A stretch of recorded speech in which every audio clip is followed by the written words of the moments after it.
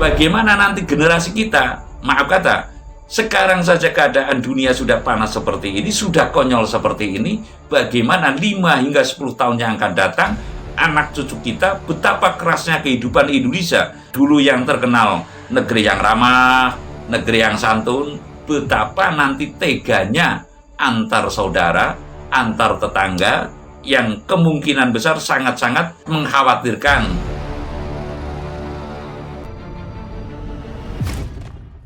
Salam mulia Mbah. Salam mulia. Saya merindukan ya, leluhur kita dulu itu sering dongeng, ada kalimat kali ilang kedunge, pasar ilang kumandange, sedulur ilang asye. Nah ini apakah zaman sekarang sudah terjadi seperti itu Mbak? Mengingat poin yang terjadi di zaman sekarang itu tidak ada gotong royong yang guyup rukun seperti zaman dulu. Dengan kata lain, kalimat tersebut seperti kali ilang kedunge, pasar ilang kumandange, sedulur ilang asih, itu seperti apa Mbak? Tapi ulo salam mulya atur bagya wis kono santara. Om wilahing jati nubni hajat hajate lulu nusantara tabe uluk salamu. Ceritane itu ya, artinya orang dulu itu kan kalau memberikan ancer-ancer atau hal yang akan terjadi di masa mendatang, ini saya cerita sedikit ya, itu tidak boleh mengatakan langsung. Karena apa? Di situ pantangan atau pamali atau cara Banyumasane kuwi ora ilok. Barang sing durung dumadi kok dicerita itu ora ilok. Barang yang belum terjadi kok dicerita itu ora ilok. Ora ilok itu ya pamali, karena pantangan lah, karena mendahului kehendak yang maha kuasa.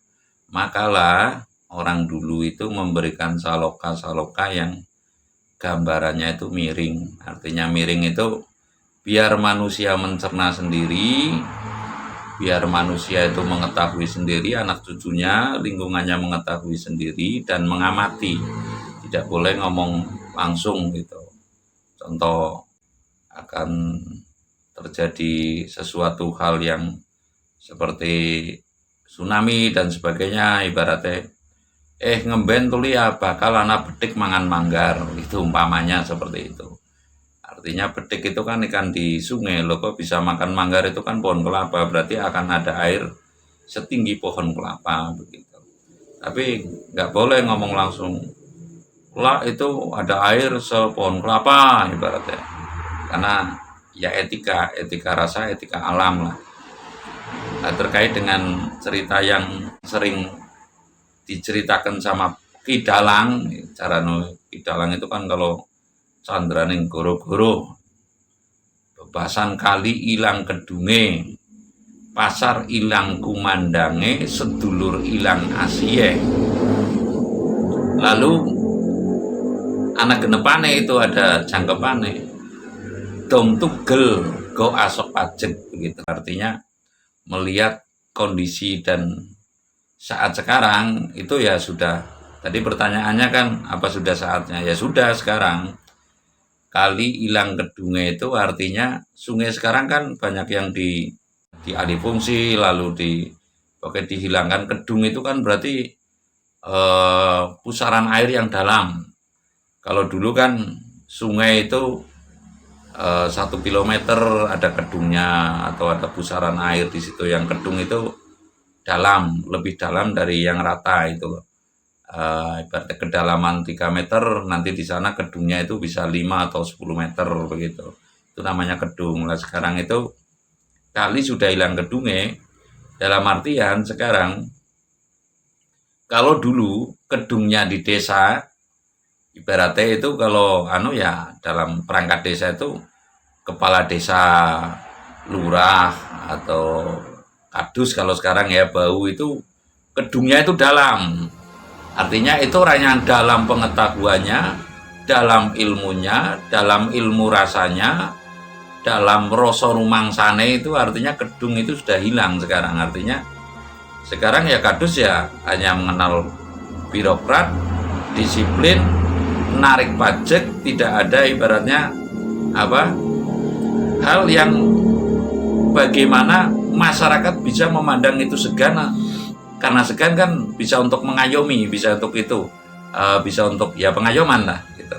Ya ngayemi itu ya ada orang gusar, gelisah, ada orang kesulitan gitu, setidaknya mengasih nasihat dan bisa memberikan solusi. Kalau sekarang kan mengadu ke kadus mungkin, saya juga sendiri sedang pusing gitu loh.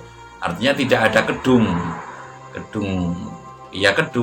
itu adalah tempat untuk mengadu, untuk menampung daripada kesusahan, kesulitan, atau saya ada kesulitan ini, saya juga sedang sulit ya, coba sana konsultasi. Mungkin seperti itu, mungkin kalau zaman sekarang ya tidak mungkin, tapi ya kebanyakan seperti itu cara anunya. Sekarang hidup itu sudah individualis, mentingno awake dewek-dewek. Nah terus itu kalilang kedunge yang saya utarakan sebisa saya seperti itu. Lalu pasar hilang kumandange.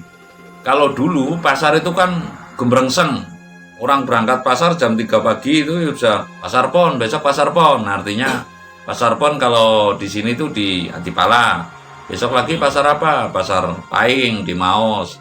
Nah sekarang pasar-pasar yang begitu tuh sudah hilang kumandange, lalu mungkin diganti dengan mall gitu. Lalu kalau di desa-desa sekarang ya Alfamart, Indomart gitu. Jadi tidak, nyaris manusia mengagendakan pasar yang hanya 5 hari sekali gitu. Kalau dulu kan pasar diatur, karena pasar Wage, pasar Pon, pasar Manis, pasar Paing gitu, pasar Kliwon.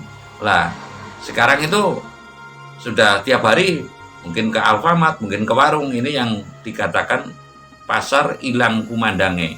Artinya pasar hilang kumandange setiap hari bisa belanja. Kalau dulu mau belanja kan ya sekalian nanti pasar Paing 5 hari sekali, sehingga mungkin ekonomi lebih bisa tertata zaman dulu daripada zaman sekarang. Kalau dulu tidak setiap hari berpasaran, karena untuk mengatur ekonomi masyarakat sih kalau zaman dulu. Ini kalau dibilang kearifan leluhur kita juga boleh lah, kearifan leluhur kita cara mengaturnya ekonomi seperti itu. Tidak seperti sekarang, pasar itu tarak bumrah cara nunya, tiap pelawangan wisana pasare lah cara nunya. Hampir setiap orang itu berdagang, hampir gitu. Yang ketiga itu sedulur ilang kasih ya. Sedulur ilang Asia itu ya karena sistem ya, saya nggak mau mengolok-olok, tapi ceritanya itu sudah nyata bahwasanya sistem sekarang itu kan cenderung kepada sistem kapitalis. Karena sedulur ilang Asia itu tersebab dari sistem kapitalisme yang menjerat masyarakat gitu. Ini harus diakui ya, artinya sekarang itu sistem kapitalis yang menjerat masyarakat, sehingga antar saudara tidak bisa saling talang tulung, tidak bisa saling genten silih. Artinya mana yang ada dulu.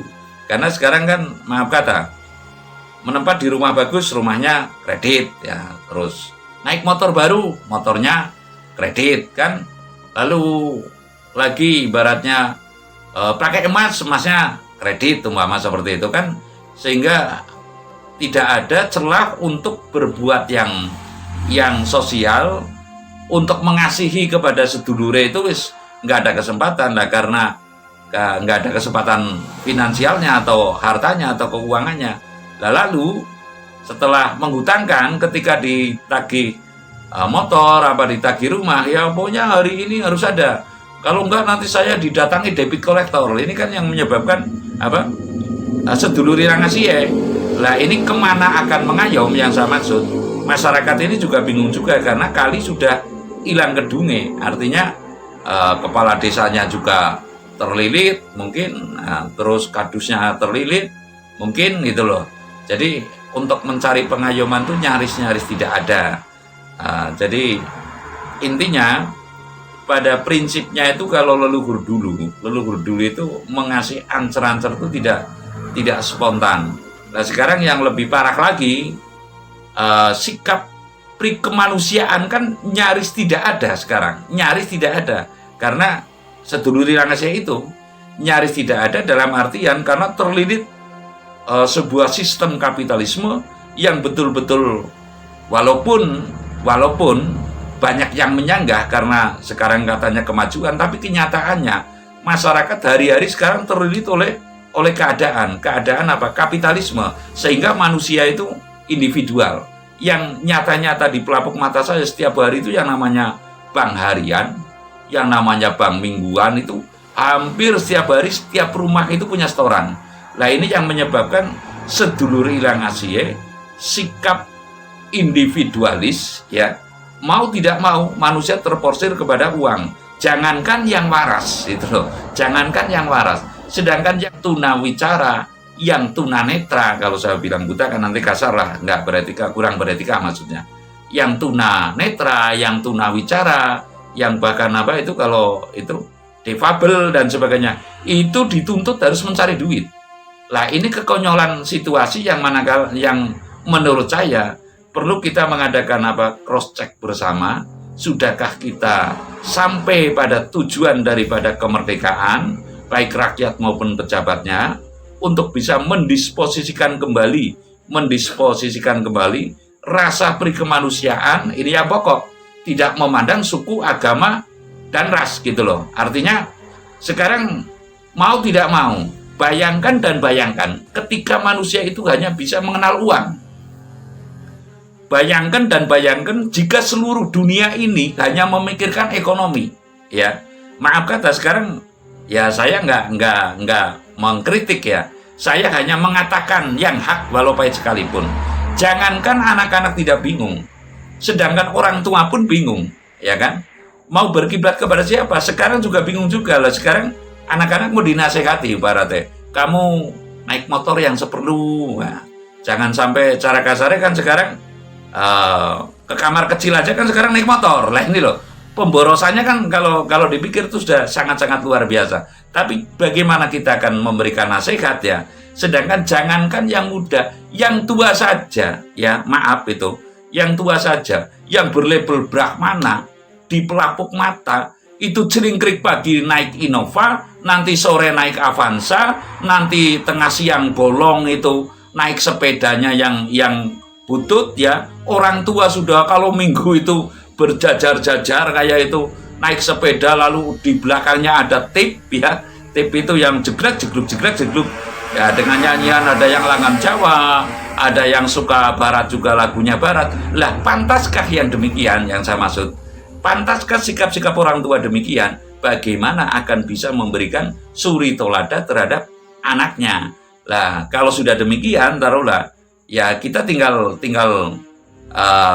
berpikir saja bagaimana nanti generasi kita. Maaf kata, sekarang saja keadaan dunia sudah panas seperti ini, sudah konyol seperti ini, bagaimana 5 hingga 10 tahun yang akan datang anak cucu kita, betapa kerasnya kehidupan Indonesia. Artinya dulu yang terkenal negeri yang ramah, negeri yang santun, betapa nanti teganya antar saudara, antar tetangga, yang kemungkinan besar sangat-sangat mengkhawatirkan bila kita mengamati dan menghayati sesuai dengan nurani 10 tahun ke depan, niscaya anak cucu bangsa ini akan kebingungan arah.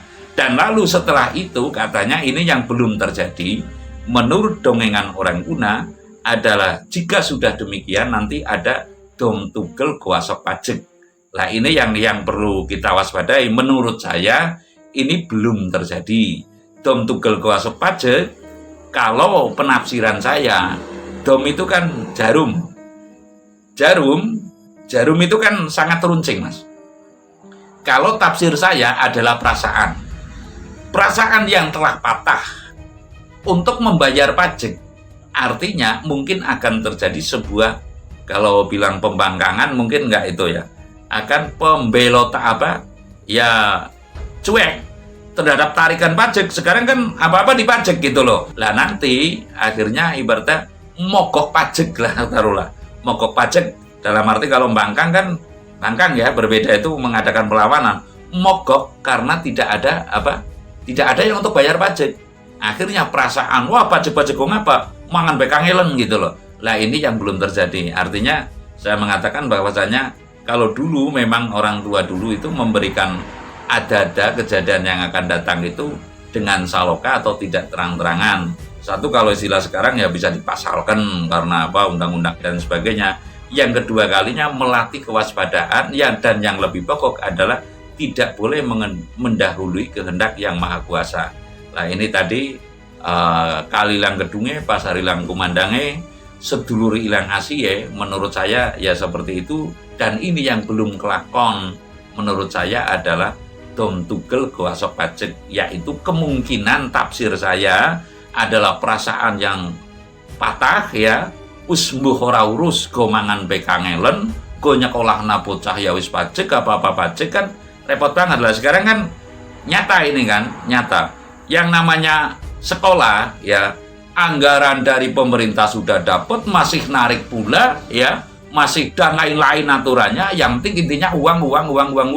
Nah kalau semua sudah berpikir uang, tidak ada yang berpikir penataan jiwa, kira-kira akan seperti apa bumi ini. Tanah air sudah hancur, kalau bilang negara nanti, tanah air kita sudah hancur ya, masih pula manusia tidak berperi kemanusiaan. Mestinya ada yang saya maksud, apabila tanah air sudah hancur, pasir besi sudah disedot, batu bara sudah diambil, emasnya juga mestinya makin sejahtera, tapi kenyataannya sekarang kan makin terlilit riba.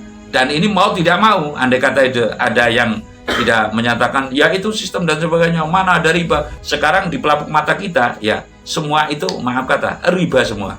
Jadi saya tidak menyoroti, tidak memberikan kritik, tapi ini wahana sebagai introspeksi. Janganlah kita sampai terlena dalam kondisi yang demikian, lalu kita kembali kepada porsinya bahwasanya manusia itu harus berperi kemanusiaan. Terima kasih.